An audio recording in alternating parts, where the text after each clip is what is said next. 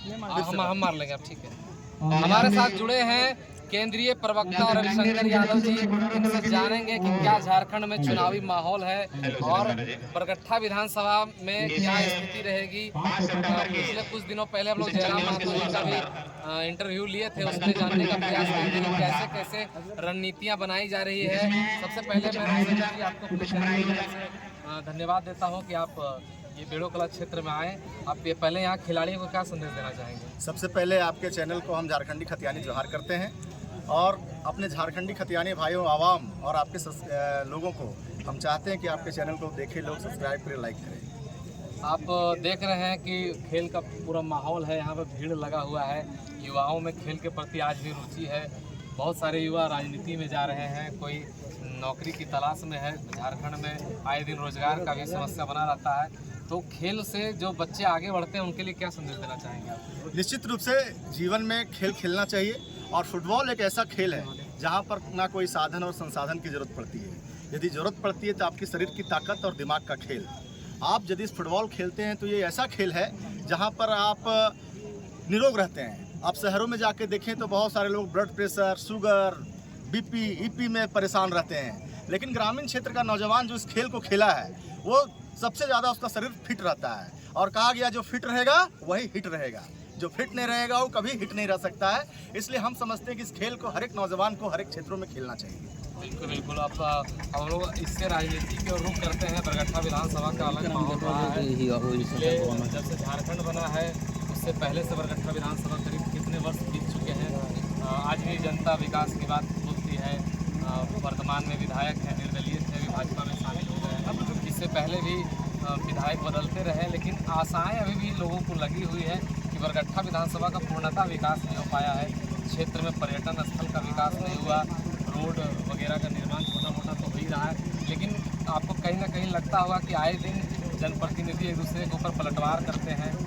राजनीति में आने के बाद सबसे बड़ा बात होता है पलटवार करना, एक दूसरे के प्रति प्रत्यारोप लगाना। तो आपको कहीं ना कहीं लगता है कि बरगट्ठा विधानसभा में अभी भी विकास की कमी है, इसमें क्या कहना? देखिए, इस 24 सालों में बरगट्ठा विधानसभा सहित पूरे राज्य में इंडिया गठबंधन और एनडीए गठबंधन के नेताओं ने, चाहे जो सांसद बने, विधायक बने, पूरे झारखंड को और बरगट्ठा को ठगने का काम किया है।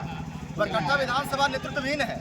यहाँ किसी को विरासत में राजनीति मिली है, यहाँ चाचा भतीजा का राज चलता है। और चाचा भतीजा के राज में यहाँ की जनता, जिस तरह फुटबॉल का खेल हम देख रहे हैं ना, हम लोग यहाँ की जनता फुटबॉल बन गई है। कभी चाचा फुटबॉल एक पैर से मारते हैं तो जनता नाराज होता है तो भतीजा के पास चले जाते हैं। भतीजा फुटबॉल मारता है तो भतीजा से नाराज होते हैं तो लोग चाचा के पास चले जाते हैं। तो यहाँ की जनता फुटबॉल बन गई है और बरगट्ठा विधानसभा की जनता यहाँ बदलाव चाह रही है। एक सशक्त लीडर चाह रही है, एक नेता चाह रही है जो बरगट्ठा विधानसभा की सवालों को झारखंड की विधानसभा में जाके पूछे। आप बात कर रहे थे बरगट्ठा विधानसभा, आप देख लीजिए इचाक ब्लॉक में जाके देखिए, इको सेंसिटिव जोन लगा दिया गया है। सारे क्रेशर, सारे माइंस पर, सारे क्रेशर पर बुलडोजर चला दिया गया है। क्या कर रही थी हमारे सेंट्रल मिनिस्टर सांसद? क्यों नहीं भारत के संसद भवन में सवाल उठा? क्या कर रहे थे हमारे विधायक? क्यों नहीं झारखंड के विधानसभा में सवाल उठा? क्यों नहीं इसके लिए नीति कानून बना? ये विधायक यहाँ के जिम्मेवार है। और मैं ये भी कहना चाहता हूँ कि आप बरगट्ठा में चले जाएं और देखिए, यहाँ पर एशिया महादेश का सबसे बड़ा गर्म कुंड है जो केवल चीजे का बन के रह गया है। इसका डेवलपमेंट नहीं हुआ, पर्यटन क्षेत्र में काम नहीं हुआ।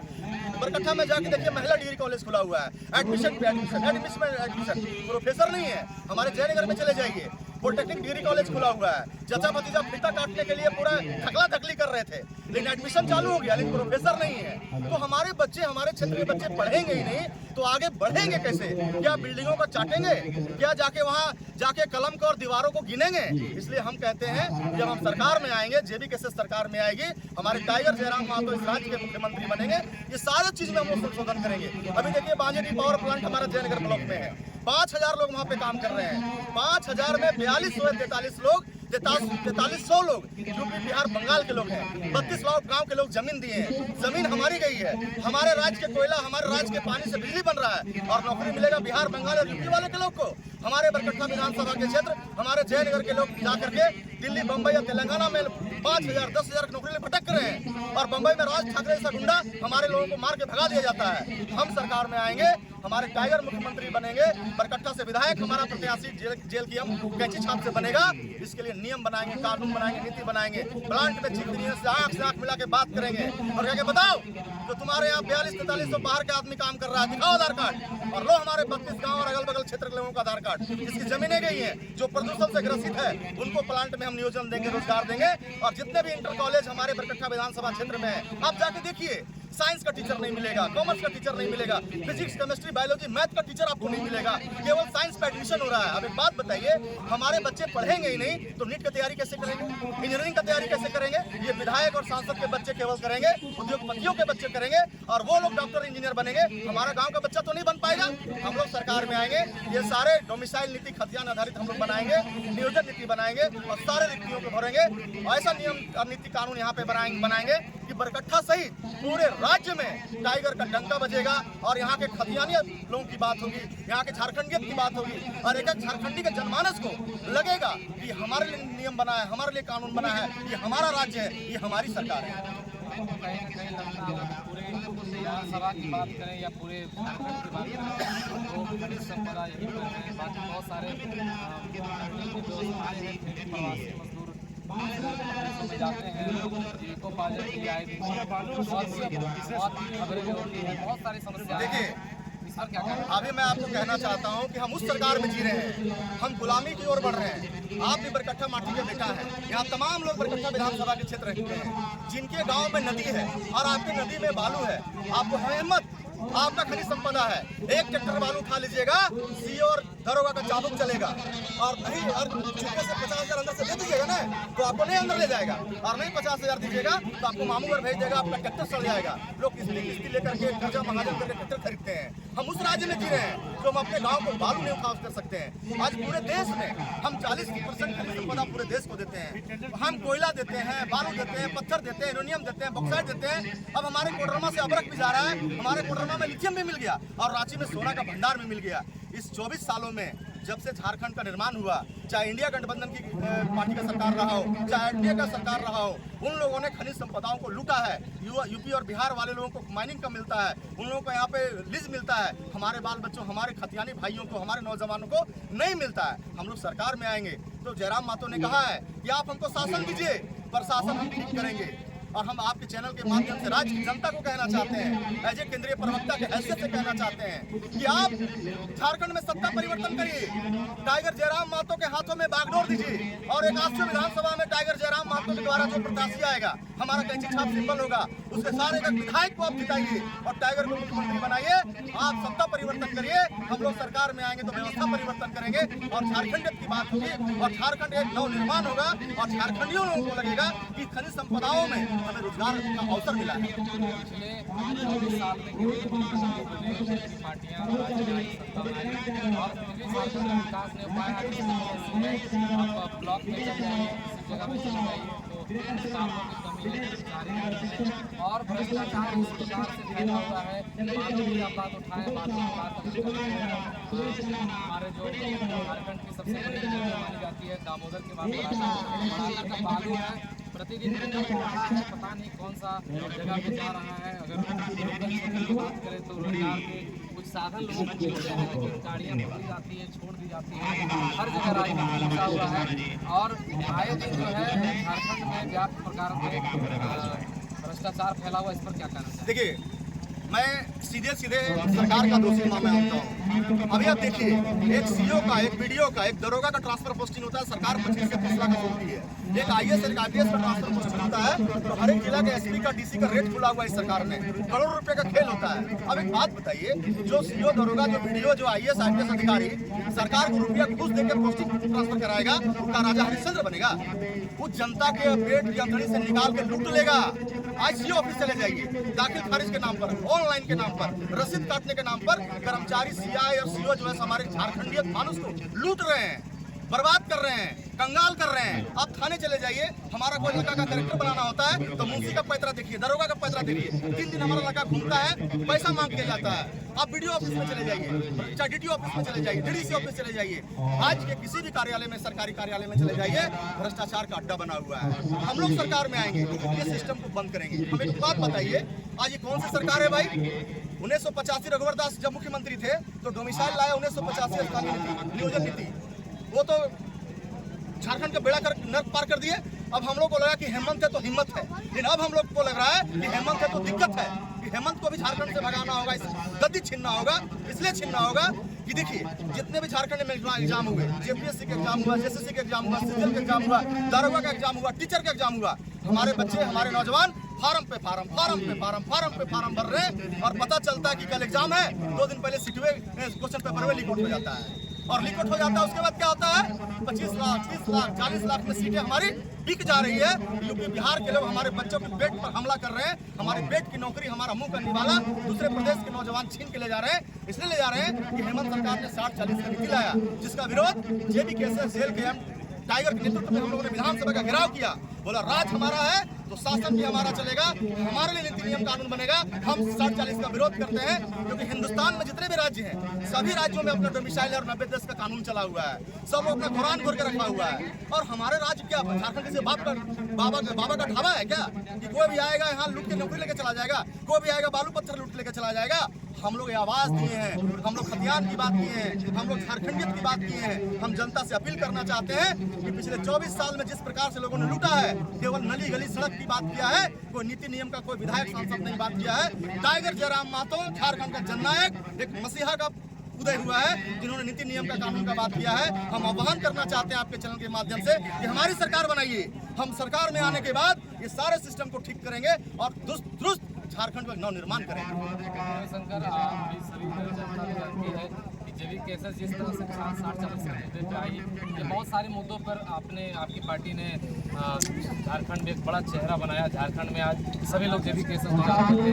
जेबी केसर जेल गेम का रूप ले चुकी है और पार्टी में बहुत सारे लोग भी अपना चेहरा बना करके लोग निकल भी रहे हैं, पार्टी की छवि को भी करना चाह रहे हैं। उनके लिए क्या संदेश देना? देखिए, एक बात मैं आपको बता दे रहा हूँ, चुनाव का जब समर आता है तो बड़ी बड़ी पॉलिटिकल पार्टियों में भी नेताओं का आदान प्रदान, आना जाना लगा रहता है। अब कोई महत्वाकांक्षी रहते हैं जो स्वार्थ की भावना में आना चाहते हैं टाइगर जयराम महतो के साथ में, वो लोग यहाँ नहीं आए। यहाँ आपको लड़ना पड़ेगा, यहाँ संघर्ष करना पड़ेगा, यहाँ आपको जेल भी जाना पड़ेगा, यहाँ आप पर मुकदमे होंगे, यहाँ पर आपकी हत्या भी हो सकती है, यहाँ पर आप पे डाका भी डला सकता है, यहाँ पर आपको बर्बाद किया जा सकता है। यदि आप में क्षमता है ये सहन करने का, आप में जज्बात है झारखंडित होने की, आप में झारखंड का खून आपके रग में दौड़ रहा है, ये सब सहन करने की क्षमता है, तो टाइगर जयराम महतो के साथ जुड़ो, नहीं तो दूसरी पार्टी में भाग जाओ।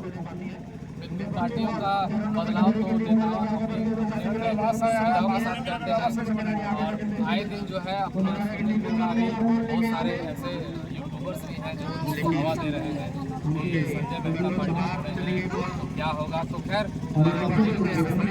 आगे आ रहे हैं और के साथ लोग सुन रहे हैं, दिन का बढ़ रहा है। हाल ही के दिनों में कुछ दिन पहले पूरे क्षेत्र में जयराम महतो का आगमन हुआ था। हमसे बातचीत के क्रम उन्होंने बताया था कि पूरे 81 विधानसभा सीट में उम्मीदवार उतार रहे हैं। तो बरगट्ठा विधानसभा की अगर हम बात करें तो क्या उम्मीद करते हैं कि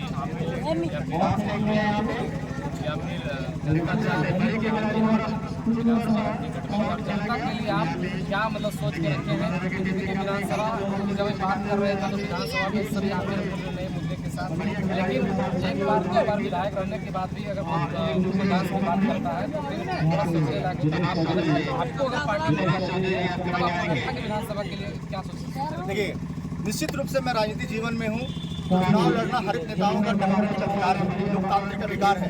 मैंने भी अपनी पार्टी में बरगट्ठा विधानसभा के विधायक चुनाव लड़ने के लिए आवेदन दिया है।